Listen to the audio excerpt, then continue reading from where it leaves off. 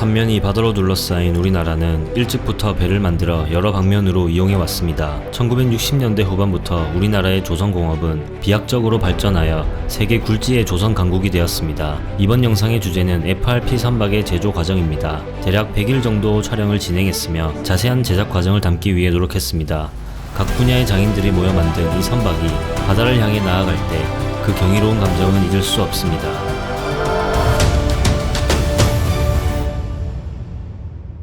FRP 선박의 핵심은 이 유리섬유입니다. FRP라는 Fiberglass Reinforced 플라스틱의 약자로 유리섬유와 불포화 폴리에스터 수지를 혼합하여 만들어진 복합 재료로서 기존의 합성수지 제품과는 차원이 다른 유리섬유 강화 플라스틱입니다. 이렇게 적당한 사이즈로 재단한 유리섬유는 선박 하나를 만드는데 수백 아니 수천 장 이상 사용됩니다. 미리 만들어 놓은 몰드 위에 유리섬유로 직조한 이 매트를 폴리에스테르 수지와 함께 차례로 적층합니다. 여기서 적층 횟수가 더해질수록 강도는 강해집니다. 선체 부분입니다. 다른 파트와 동일하게 선체 몰드 위에 유리섬유 매트를 계속 적층해줍니다. 사이즈가 큰 만큼 시간과 노력이 많이 들어가는데요. 앞서 말씀드린 대로 적층 횟수가 더해질수록 강도가 강해지는데 그 횟수는 구조 강도 계산에 따라 결정됩니다.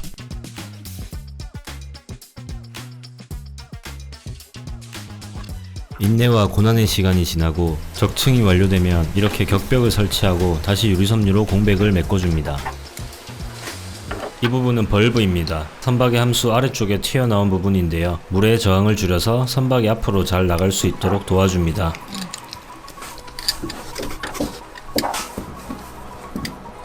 선체 적층 작업이 완료되고 유리섬유와 수지가 완전히 굳으면 몰드에서 선체를 빼내는 작업을 진행합니다. 영상에선 빠르게 편집했지만 여기까지 대략 한 달 정도 걸린 것 같습니다.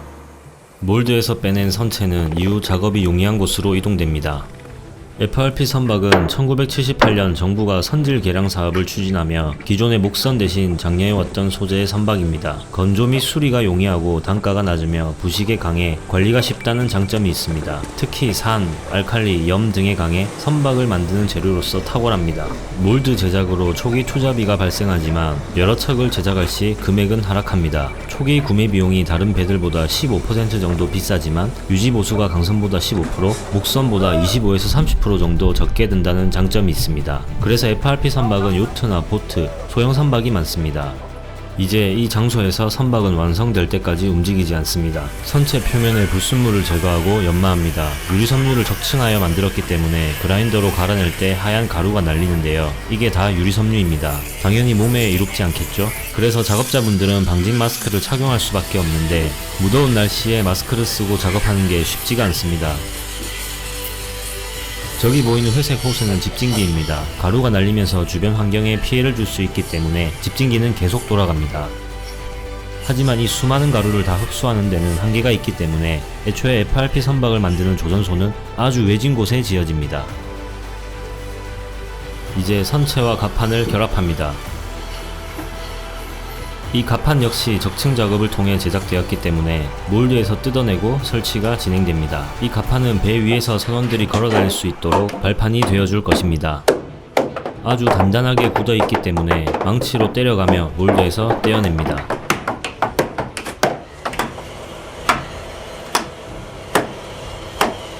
무게도 상당하기 때문에 크레인으로 들어 올려야 합니다. 구멍을 뚫고 실링을 넣어서 크레인과 연결합니다. 지금 떼어낸 이 부분은 선박의 앞쪽 갑판입니다. 갑판은 총 3개의 조각으로 제작되며 하나씩 선체 위로 올려줍니다.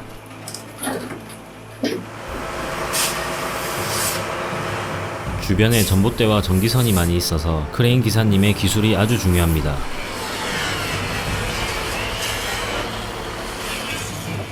다시 바닥에 놓은 다음 실링을 가운데 걸어줍니다.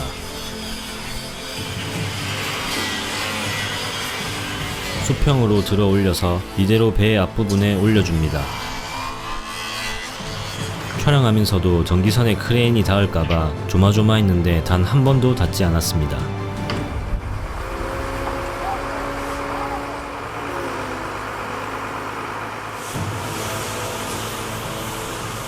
몰드를 미리 만들어 놓고 제작했다고 해도 선체와 갑판 사이에 유격이 보이는데요.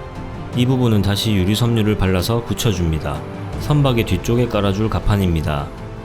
천천히 조심스럽게 옮겨줍니다.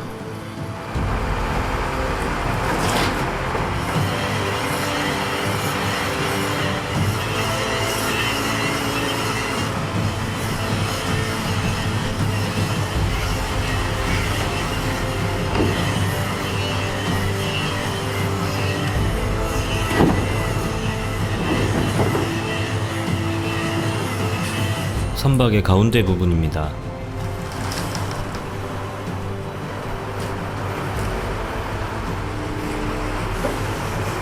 전기선을 잘 피해서 천천히 올려줍니다.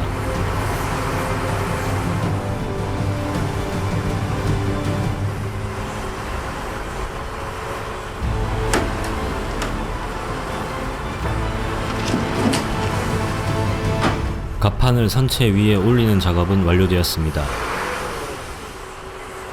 다시 불순물을 제거하고 표면을 다듬어 줍니다.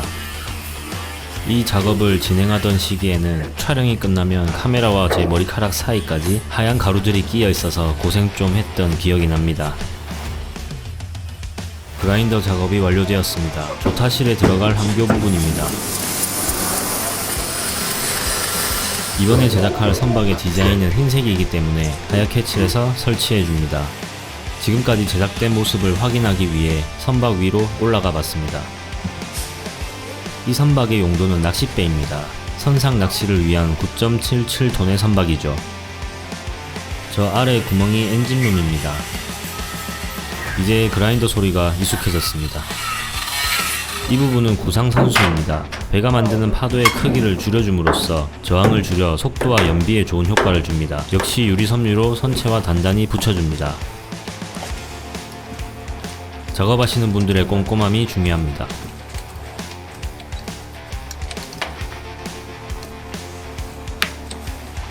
이제 외관 작업이 거의 마무리되었습니다. 이제부터 선박의 심장, 엔진이 설치됩니다. 먼저 메인 엔진입니다. 선박용 엔진은 사이즈부터 다릅니다. 디젤 엔진이며 가장 널리 사용되는 선박용 엔진입니다. 선박의 추진력을 위해 사용됩니다. 크기만큼 가격도 살벌하기 때문에 아주 조심스럽고 섬세하게 옮겨줍니다. 보조 엔진입니다. 발전기, 공기압축기, 워터펌프를 구동하는 데 사용됩니다. 소형 발전기입니다. 트럭에 잘 실어서 선체가 있는 곳으로 옮깁니다.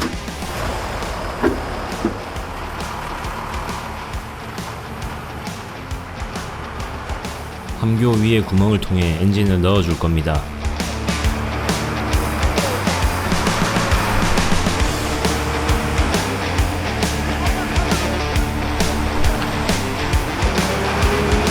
실링을 걸어줍니다. 보조 엔진 먼저 장착을 시작합니다. 엔진의 방향과 위치에 맞춰 천천히 넣어줍니다.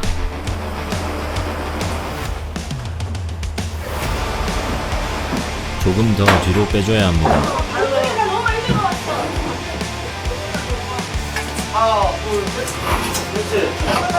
발전기를 넣어줍니다. 천천히 조심스럽게 방향에 맞게 돌려주고 안쪽으로 넣어줍니다. 이 작업을 할 때 안쪽 공간이 좁아서 고생을 많이 하셨습니다. 메인 엔진 차례입니다. 가장 무겁고 비싸기 때문에 천천히 신중하게 작업합니다.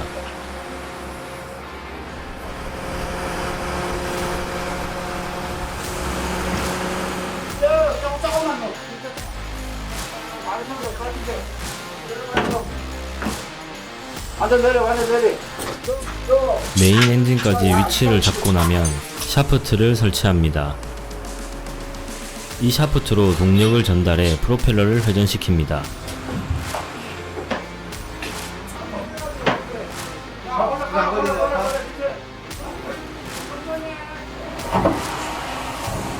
샤프트 설치가 완료되면 프로펠러를 설치하기 위해 세팅해줍니다.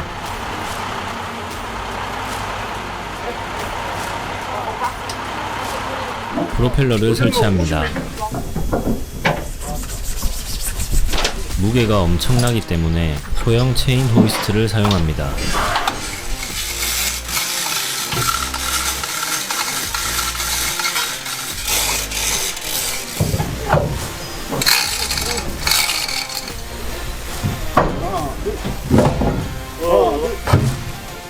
부착이 완료되면 너트로 강력히 고정합니다. 작업자분의 팔뚝이 심상치 않습니다. 수많은 망치질로 단련된 팔 근육이 멋집니다.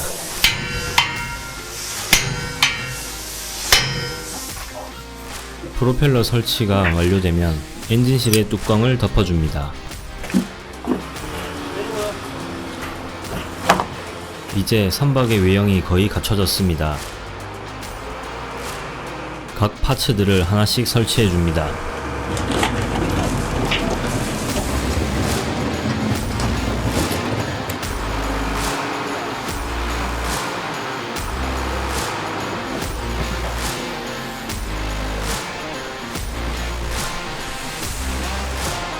이 위에 레이더와 조명이 장착될 예정입니다.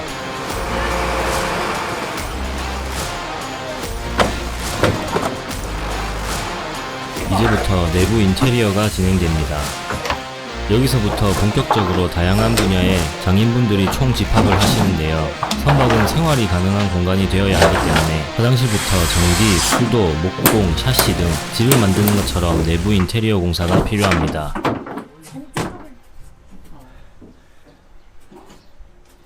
구역별로 벽을 설치해줍니다. 하나하나 이렇게 사이즈에 맞게 재단해서 부착합니다.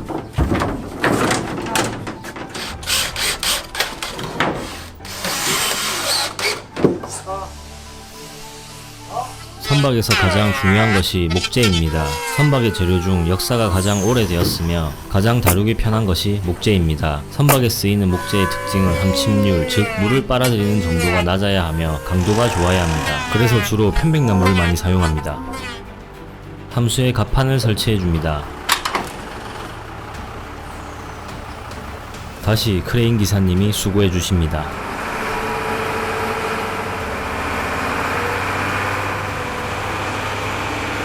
실링을 걸어주고 천천히 들어올려 옮깁니다.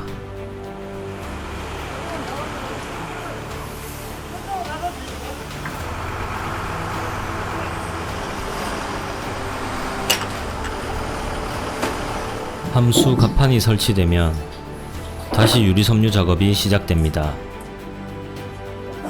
촬영을 진행하면서 옆에서 보고만 있어도 정말 힘들었는데요. 이 작업은 FRP 선박의 핵심이자 기초이기 때문에 가장 중요하면서도 가장 시간이 오래 걸립니다.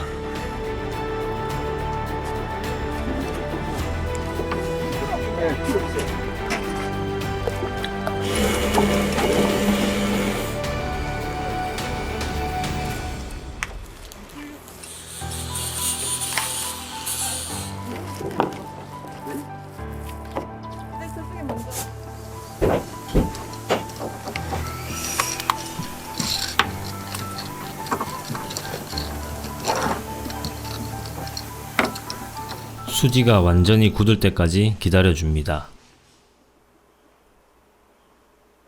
이제부터 본격적으로 다양한 파츠를 부착합니다. 이건 고무판입니다. 충돌 완화를 위해 선박 주변에 설치해줍니다.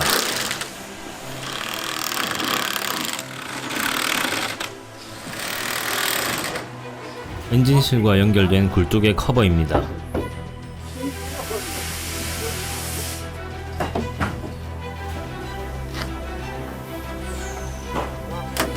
사이즈가 안 맞으면 그 자리에서 바로 재단합니다. 조타실, 화장실에 설치될 문입니다. 이 창문에 샤시도 설치해줍니다.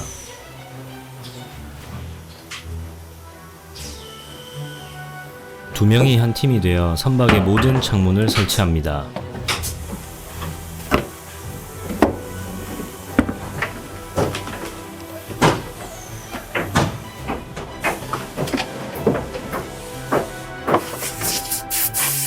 먼지를 한번 털어주고 실리콘을 발라줍니다.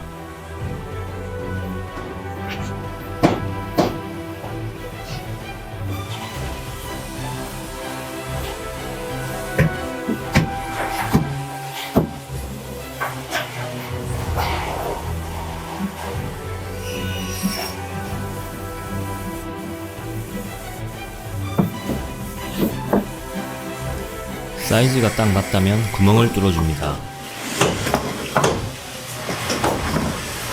그 구멍으로 볼트와 너트를 결합시켜 고정합니다.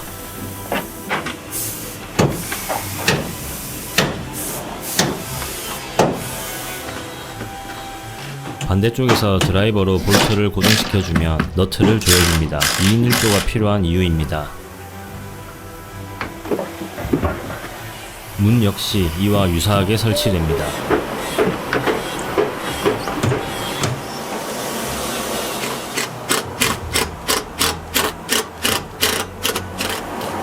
완벽합니다.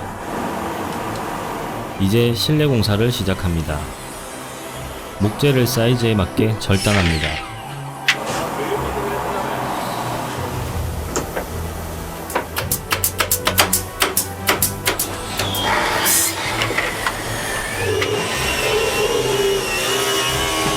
이렇게 절단이 필요한 부분은 직접 그 자리에서 모양에 맞게 절단합니다. 불완전한 자세에서도 한치의 오차가 없습니다.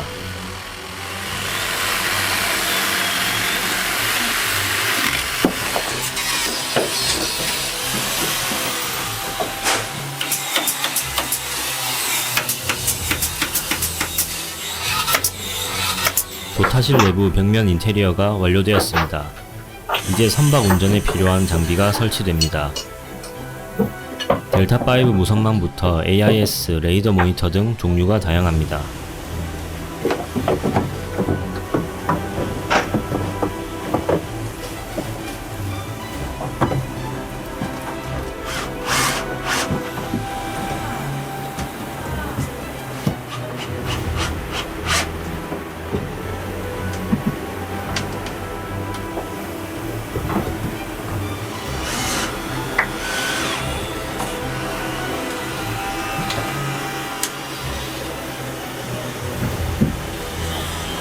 이 선박의 이름은 캐스팅 어벤져스입니다.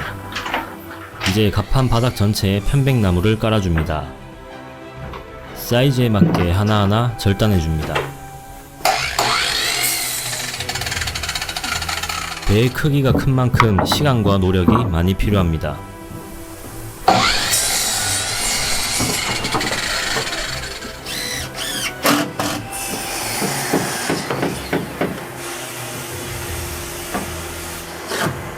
선상 낚시용 선박인 만큼 손잡이도 많이 필요합니다.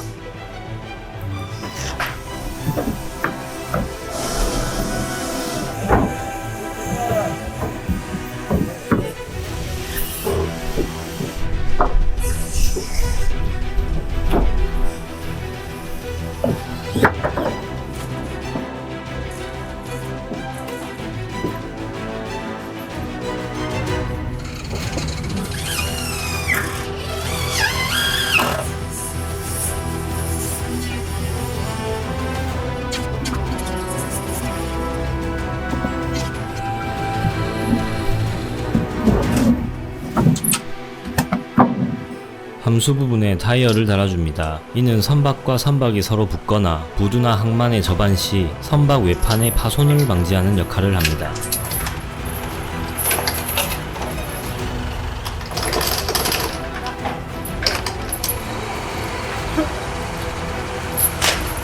페인트 칠도 꼼꼼히 해줍니다.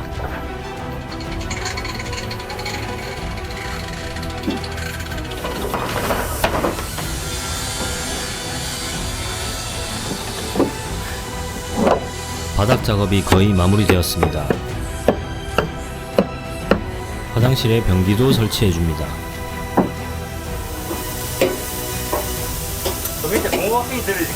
이제 선박이 완성되었습니다. 외부 페인트 칠을 마무리해줍니다. 작업에 사용했던 장비들을 선박에서 내립니다. 이제 선박을 항구로 가져갈 차례입니다. 추레라 위에 선박을 올려서 이동합니다. 선박의 무게가 9.77톤이기 때문에 대형 크레인 차량도 도착했습니다.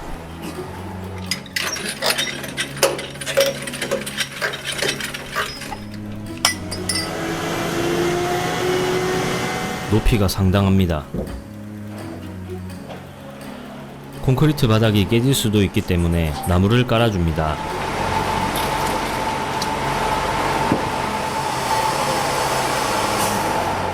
대형 실링과 고리를 준비합니다. 선박의 무게가 상당하기 때문에 아주 튼튼한 고리와 실링이 필요합니다.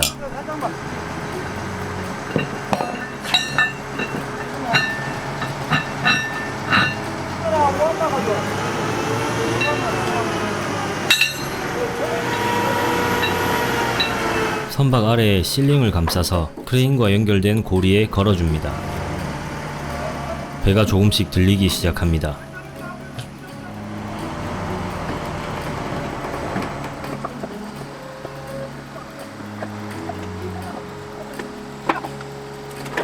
트레라가 들어갈 공간이 확보되면 천천히 밀어 넣어줍니다. 선박을 고정시킵니다.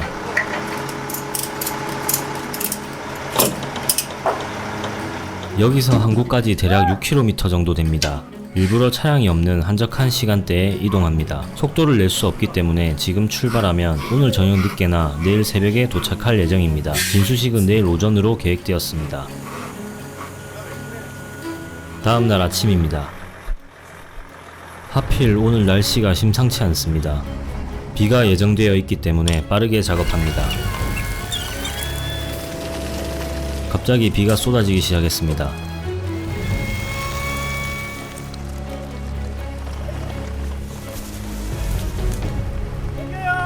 이동을 위해 탈거했던 부분을 다시 연결해 줍니다.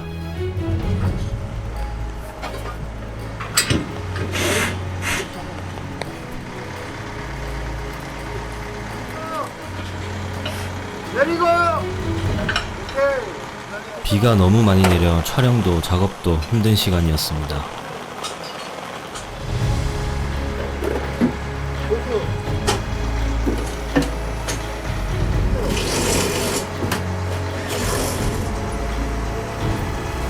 이제 시동을 걸고 바다로 나갈 시간입니다.